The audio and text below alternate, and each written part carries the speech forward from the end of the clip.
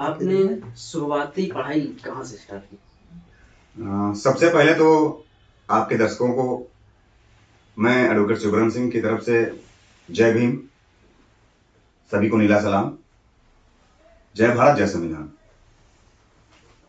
शुरुआती पढ़ाई तो हमारे गांव के बगल में गांव था विकास नगर बायल में, वहां हुई और फिर हमारा पोस्ट लगता है सुंधिया में हूँ। इंटर हाई स्कूल में जीआईसी बाराबंकी से और ग्रेजुएशन लखनऊ विश्वविद्यालय से की। मतलब कि आपका जो घर है बाराबंकी से ज्यादा दूर नहीं? बाराबंकी से तकरीबन 35 किलोमीटर। तो मतलब आप यहाँ पे किराए पे रहते थे या आपका घर है? हाँ, 2000 से और 2015 तक जी मैं यहाँ पर किराए पर रहा। जी। 15 में मैंने खुद का घर बनाया। आपकी कॉलेज की पढ़ाई कहाँ से हुई?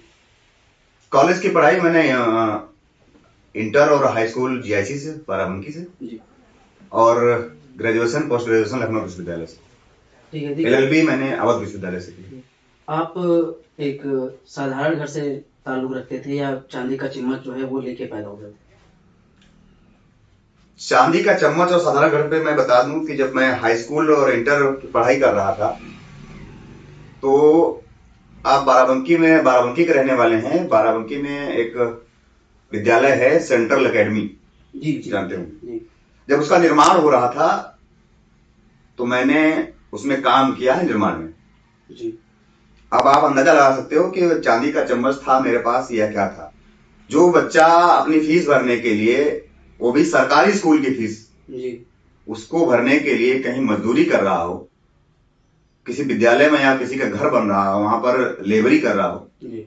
कितना सक्षम रहा होगा उसका घर। और जो कि सरकारी स्कूल की फीस बहुत ज्यादा कम होती है। बहुत कम होती है, लेकिन बस ये है कि कमरे का किराया, गैस, सब्जी और कोचिंग भी मैं करता था जी।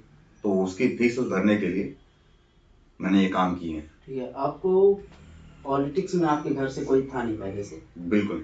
तो आपको प्रेरणा कहाँ से मिली कि मुझे भीम आर्मी में जाना चाहिए? किसी पार्टी में आप कभी बीएसपी में पहले गए होंगे या ऐसा कुछ?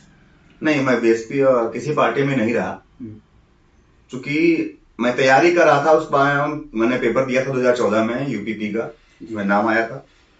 और उसके बाद मैं थोड़ा बहुत काम करने लगा। मेरे भाई काम करते हैं LIC हाउसिंग का। उसी में मैंने फेसबुक व्हाट्सएप पर कहीं देखा कि भीम आर्मी नाम का संगठन है, कुछ सामंतियों से लड़ाई झगड़ा हुआ है। किस सन की बात कर रहे हैं आप? ये 16 की बात कर रहा हूँ जी। तो जंतर मंतर पर बुलावा आया था कि जितने लोग बहुजन समाज के लोग हैं वो इकट्ठा हों। तो जिनका जमीर जिंदा था, जो अपने समाज का दर्द समझते थे, वो लोग वहां पर इकट्ठा हुए थे। उनमें से एक मैं भी था। जी। हम लोग बहुत सारे लोग थे। हमारे डॉक्टर पवन जी हैं, आनंद प्रकाश अडोकर जी हैं, 5-7 लोग थे। अपनी गाड़ी से हम दिल्ली गए थे जंतर मंतर पर। वहीं चंद्रशेखर भाई से मुलाकात हुई। पहली बार आपकी मुलाकात कब हुई? पहली बार मुलाकात हमारी 23 मई 2016 को हुई। 2016 में? आई थिंक 2017 में। जी। 23 मई वो मैं फोटो देख बता सकता हूँ, मोबाइल पे है। पहली मुलाकात मेरी तब हुई थी और मैं तभी से भीम आर्मी में जुड़ गया था और आज तक जुड़ा हूँ और तामुल जुड़ा रहूंगा। ठीक है। देखिए, आजाद समाज पार्टी हो या भीम आर्मी हो जी, इस सबसे पहले जो बहुजन समाज के लिए पार्टी आई उत्तर प्रदेश में जी, वो बहुजन समाज पार्टी थी। आपने बहुजन समाज पार्टी को ना ज्वाइन करके भीम आर्मी क्यों ज्वाइन की? नहीं, उत्तर प्रदेश में सबसे पहले और एक पार्टी आई थी, जी, RPI, जी, रिपब्लिकन पार्टी ऑफ इंडिया, जी, जो कि बाबा साहेब भीमराव अम्बेडकर ने बनाई थी। जी, जी। मनोहर कांशीराम साहब ने उसमें काम किया, उनमें उस पार्टी में कि शायद इस पार्टी को बढ़ाया जाए, हमारे महापुरुषों की बनाई हुई पार्टी है, लेकिन वो सफल नहीं हो पाए। तब उन्होंने अपना एक दल बनाया।